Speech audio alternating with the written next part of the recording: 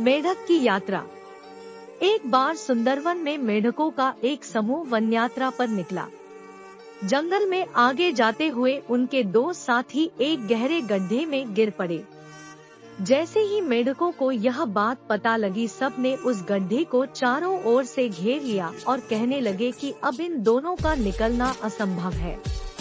बहरहाल दो मेढक जो उस गहराई में फंस गए थे, उन्होंने लोगों के द्वारा की जा रही बातों को नजरअंदाज करना ही उचित समझा और बाहर निकलने का प्रयास करने लगे। दोनों ने ऊपर की ओर छलांगे लगाना शुरू किया।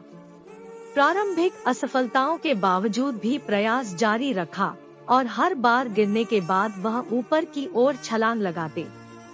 धीरे धीरे दोनों ऊपर की ओर बढ़ने लगे। दोनों मेंढक ऊपर की ओर छलांग लगाते, लेकिन फिसलकर थोड़ा नीचे भी आ जाते। इस प्रकार हर नए छलांग में वह अपने नए जगह से थोड़ा ऊपर जरूर पहुंच जाते थे।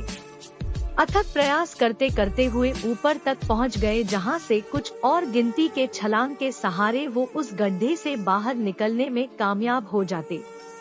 इस जगह से उन्हें अपने साथियों की आवाजें भी सुनाई पड़ने लगी थी, जहां उनके साथी कह रहे थे कि प्रयास मत करो, तुम्हारा बाहर निकलना मुश्किल ही नहीं असंभव है, तुम बाहर नहीं निकल सकते। थोड़ी देर के बाद एक मेंढक छलांग लगाना छोड़ दिया और पुनः नीचे गहराई में जा गिरा, परंतु दूसरे ने और घनघोर प्रयास शुरू कर दिए। महज 10 से 20 छलांग में दूसरा मेंढक उस गड्ढे से बाहर निकल आया। उसके साथियों ने कहा, तुमने कैसे कर लिया, यह तो असंभव था। पूछताछ करने पर पता चला कि जो मेढक गड्ढे से बाहर निकलने में कामयाब हो पाया वह सुन नहीं सकता था। उसने अपने साथियों के निराशापूर्ण वचनों को भी उत्साह का उद्बोधन समझा था। मेरे प्रिय दोस्तों, शब्दों का मन मस्तिष्क पर अमोघ प्रभाव पड़ता है, इसलिए किसी को कुछ कहते वक्त शब्दों को सोच समझकर उपयोग में लाना चाहिए।